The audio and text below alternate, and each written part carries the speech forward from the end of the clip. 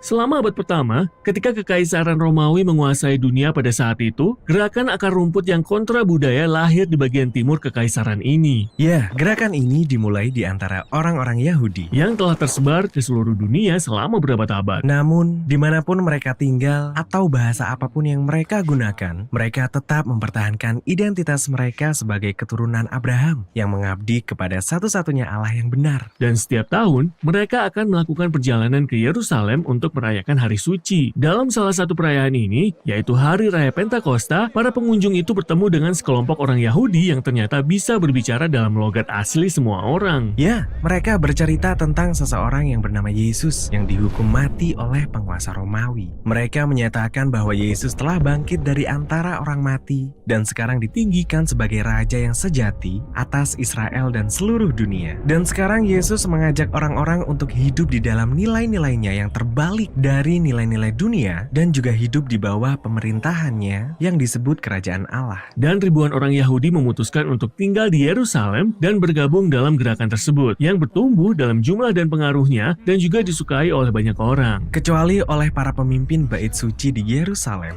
Mereka menganggap gerakan ini sebagai aliran agama yang berbahaya dan bahkan menghukum mati salah satu pemimpinnya yang bernama Stefanus. Yerusalem sudah tidak aman lagi, jadi sebagian besar pengikut Yesus melarikan diri ke daerah terpencil yang disebut Yudea. Kita mungkin berpikir inilah akhir dari kisahnya, tetapi sebenarnya tragedi inilah yang menyebabkan gerakan ini menyebar keluar Yerusalem. Dari sinilah bagian kedua dari kitab Kisah Para Rasul dimulai. Para pengikut Yesus tersebar sampai ke tempat-tempat yang mengherankan, seperti Samaria, tempat kediaman musuh lama mereka. Ya, dan Lukas menunjukkan kepada kita bagaimana orang yang tak disangka-sangka mulai mengikut Yesus. Misalnya seperti tukang sihir dari Samaria yang harus belajar bahwa mengikut Yesus bukanlah untuk mendapatkan kekuasaan, melainkan melepaskannya untuk melayani orang lain. Ada juga kisah tentang seorang sida-sida Ethiopia yang setelah membahas kitab Nabi Yesaya dengan Filipus, ia memutuskan untuk bergabung dengan gerakan ini. Ya, Yesus sedang memperluas gerakannya ke Yudea dan Samaria, seperti yang ia katakan sebelumnya. Wah, bagus sekali.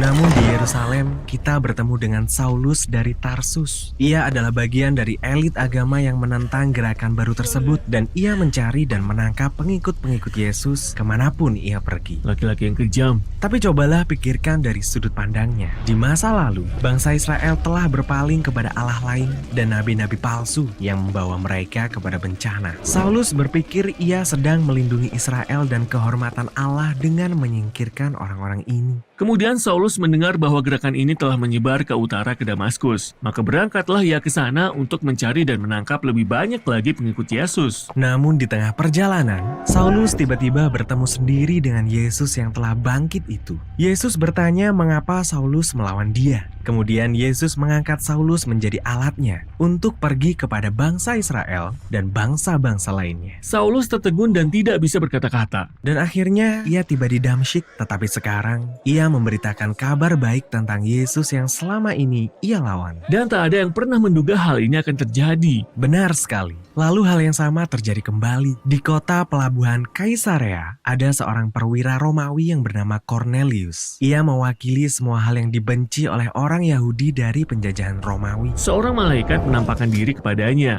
dan menyuruhnya menjemput seseorang yang bernama Petrus. Maka datanglah Petrus dan ia menjumpai Cornelius, sahabat-sahabatnya dan sanak saudaranya yang berkumpul di rumah Cornelius. Orang Yahudi tidak akan masuk ke dalam rumah orang yang bukan Yahudi agar terhindar dari kecemaran. Jadi, apa yang akan dilakukan Petrus? Nah, sebelumnya Petrus mendapatkan suatu penglihatan. Allah membawa kepadanya sekumpulan binatang yang haram untuk dimakan oleh umatnya. Lalu Allah berkata kepada Petrus, "Makanlah ini." Wah, ini mengejutkan Petrus. Ia berkata, "Aku belum pernah makan apapun yang haram." Dan Allah menjawab, "Apa yang dinyatakan halal oleh Allah tidak boleh engkau nyatakan haram." Dan setelah itu, penglihatan itu pun berakhir. Jadi, apakah Petrus akan makan makanan yang baru? Tidak, ia adalah orang Israel yang menghormati hukum tentang makanan ini sepanjang hidupnya. Penglihatan ini ditujukan untuk mempersiapkan dia ketika ia harus berdiri di antara orang-orang yang bukan Israel yang cemar ini. Dan ia menyadari bahwa Allah sedang menyatakan bahwa orang-orang ini juga merupakan bagian dari keturunan Abraham. Maka Petrus memutuskan untuk tinggal dan menceritakan tentang Yesus kepada mereka. Dan Roh Kudus menyatakan dirinya sama seperti pada hari Pentakosta. Tetapi kali ini Roh Kudus turun ke atas perwira Romawi itu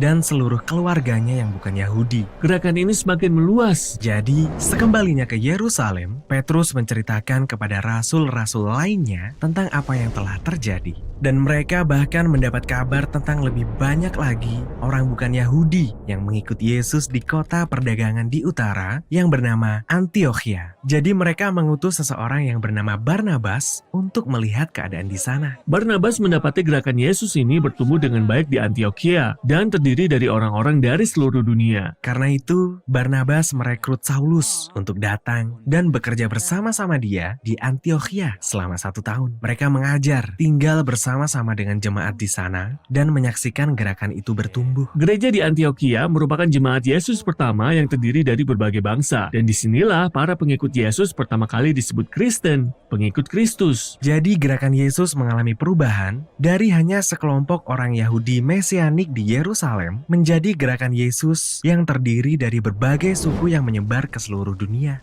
Mereka memiliki iman yang sama yang berpusat pada kabar baik tentang Yesus yang disalibkan yang menjadi raja atas segala bangsa. Namun kabar baik dan cara hidup mereka yang baru membuat orang lain bingung, bahkan menjadi ancaman bagi warga Romawi di sekitar mereka. Dan selanjutnya, kita akan menyelidiki konflik yang terjadi saat gerakan ini menyebar ke seluruh dunia atau seperti kata Yesus, sampai ke ujung bumi.